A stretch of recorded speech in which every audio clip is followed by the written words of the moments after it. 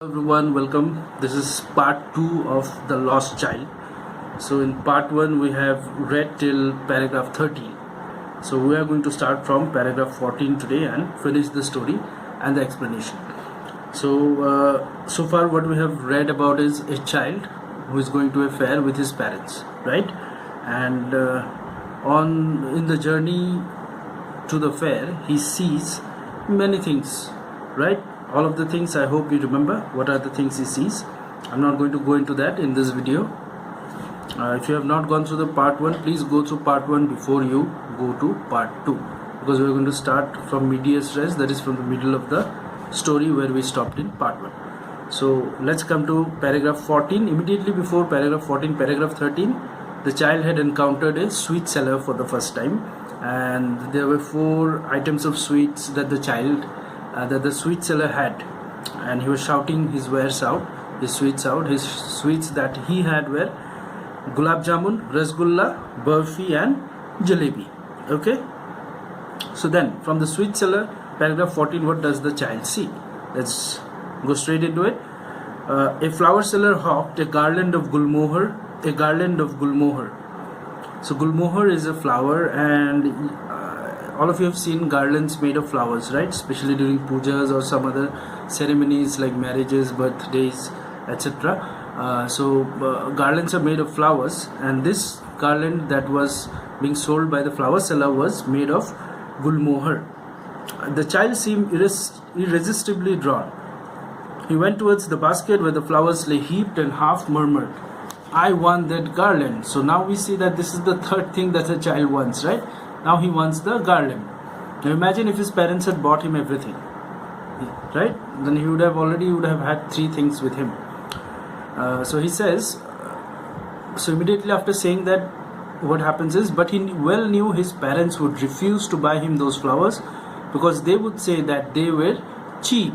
So without waiting for an answer, he moved on.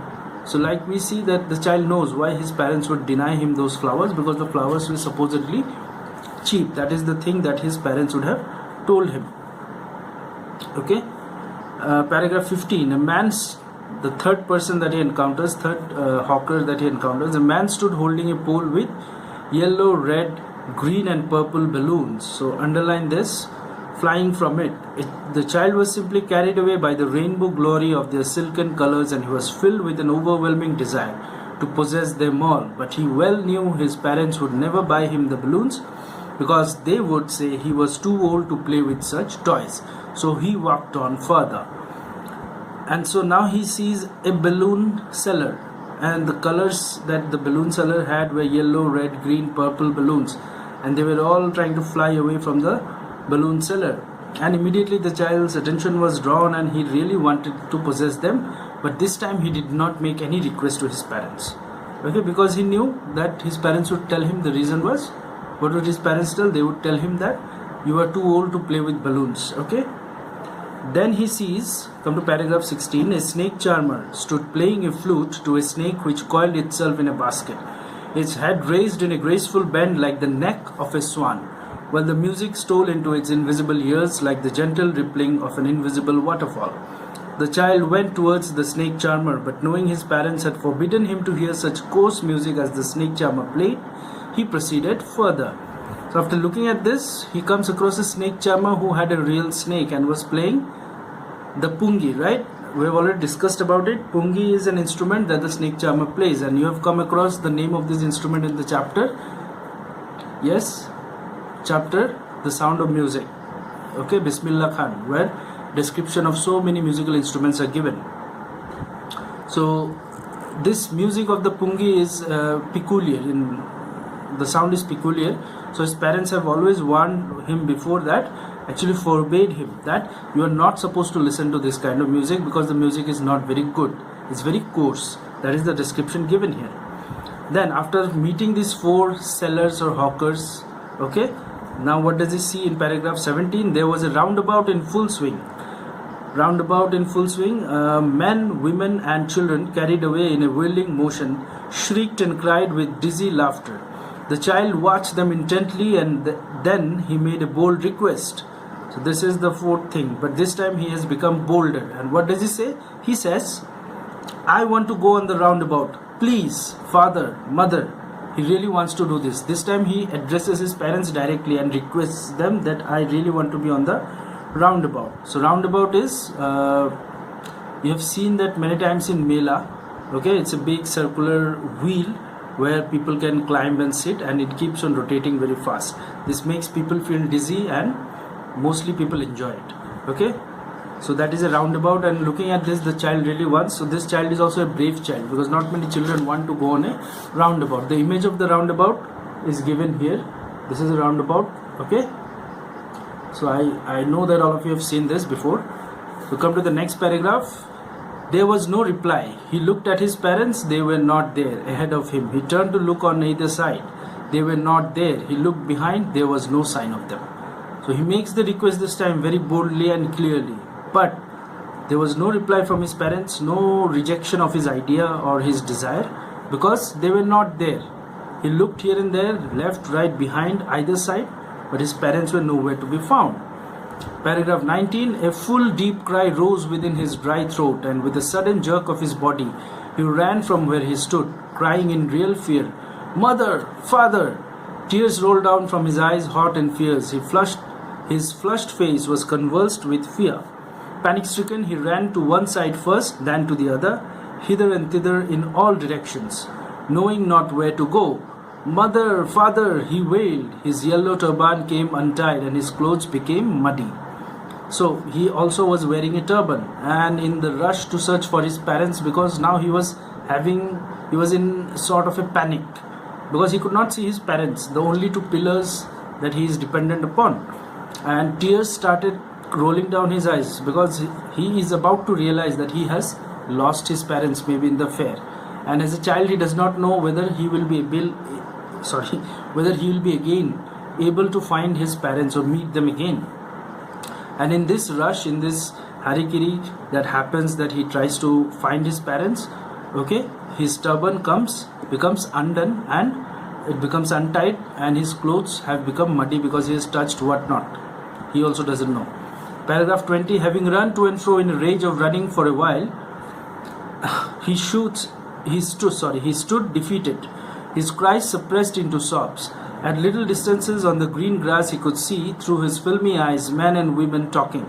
He tried to look intently among the patches of bright yellow clothes, but there was no sign of his father and mother among these people, who seemed to laugh and talk just for the sake of laughing and talking. So he was observing everything around him, because his eyes were searching for his parents, and what he did was his cries now became sobs, okay, reduced in volume, and he was looking all over the place on the green grass, and men and women, he could see them talking. Then he tried to look among these patches of bright yellow clothes. People were wearing so many multicolored clothes, right? So his eyes were intently searching only for two people, either his father or mother or both.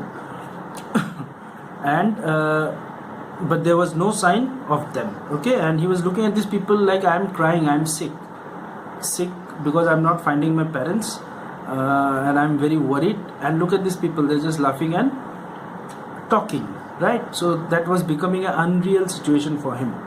He ran quickly again, this time to a shrine to which people seemed to be crowding.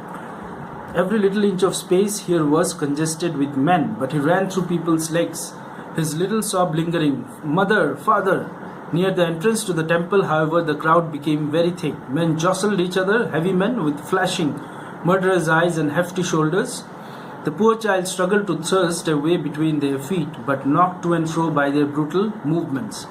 He might have been trampled underfoot had he not shrieked at the highest pitch of his voice, "Father, mother!" A man in the surging crowd heard his cry, and stooping with great difficulty lifted him up in his arms. "How did you get here, child? Whose baby are you?" the man asked as he steered clear of the mass. The child wept more bitterly than ever now, and only cried, "I want my mother, I want my father." The man tried to soothe him by taking him to the roundabout.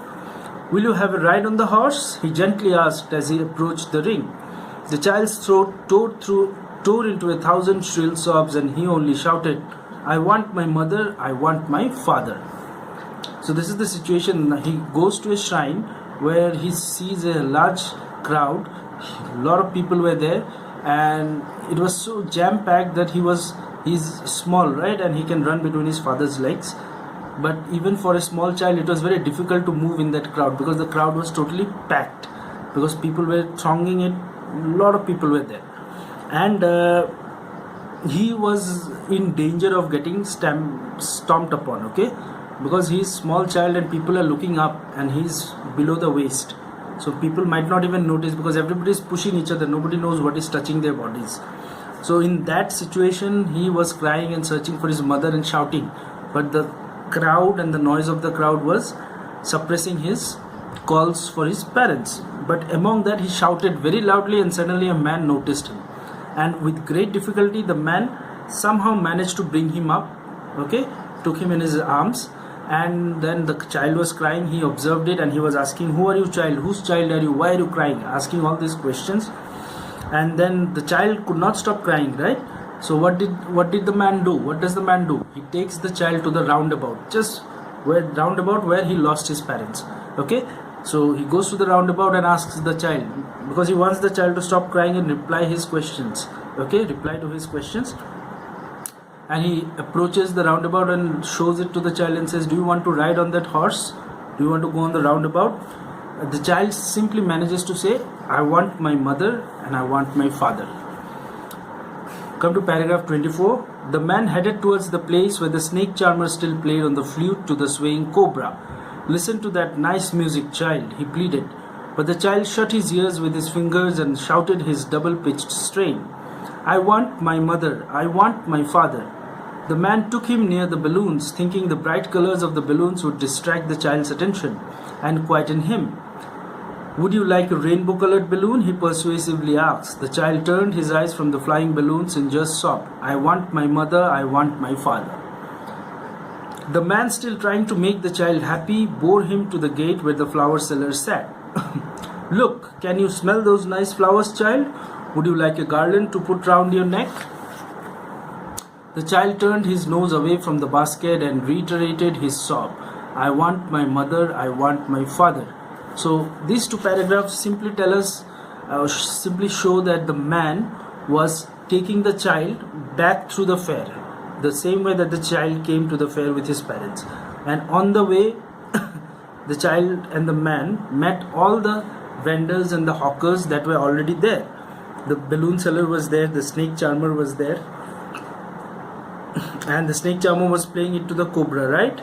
And the child was interested in the snake charmer, but this time he's simply crying and asking for his parents because he's not able to control his sorrow. Then he goes to the balloon seller. The man asks, do you want that balloon? And the child is not interested anymore in it because his primary concern now is finding his parents.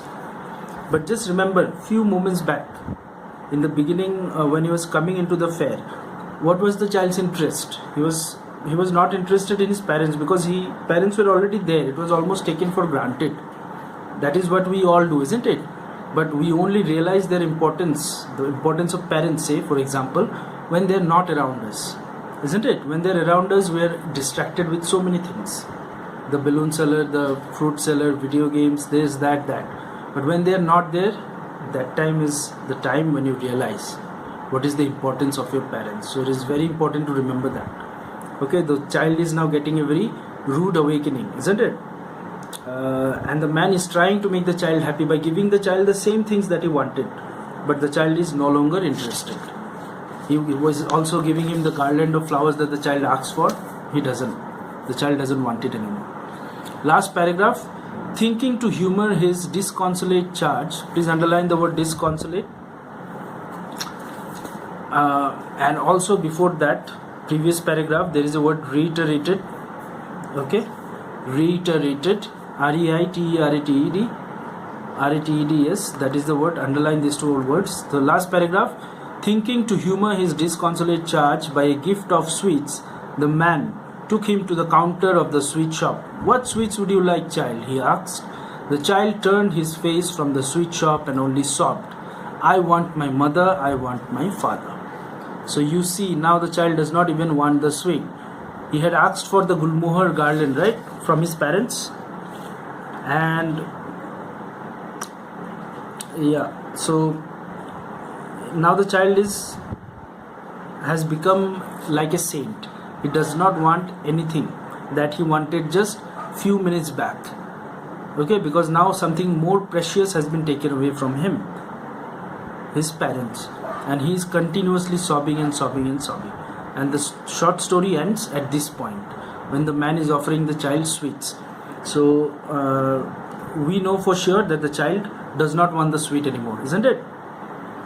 He says no. What does the child want? His only desire now is, I want my mother, I want the father. Okay, so this is how we come to the end of this lesson. So please underline the important words. I will give instructions as to what to do with those words. Normally people look up the words that they don't understand. Okay, so unlike the other book Beehive, we do not have a glossary here, so we need to do a little bit of work to understand the words. Okay, come to paragraph 19. There is a word convulsed. Please underline that. Paragraph 19, fourth line, convulsed. Underline that. I'll be giving you some more words to underline in the next video where we will discuss the question answers. Okay, so please go through the chapter twice, thrice, as many times as necessary. Underline things that the child sees in the fair, because those are the things you'll have to write in your answers. Questions will come from there, and how the child's world or situation changes, and what he did say some time back and then after losing his parents. So the point of break in the story is when he loses his parents in the fair. Okay, so that is the breaking point of the story. And so the story before that and after that, how different they are and what are the different things, how does it change the child. Go through the questions. Please go through the questions and see how many you can answer. Okay, just try to see if you can answer them or not in your own words, but I'm not asking you to write anything down now. Just look at the questions, not the answers. We'll discuss the answers in the next video. Okay, so that is all. Stay safe and take care.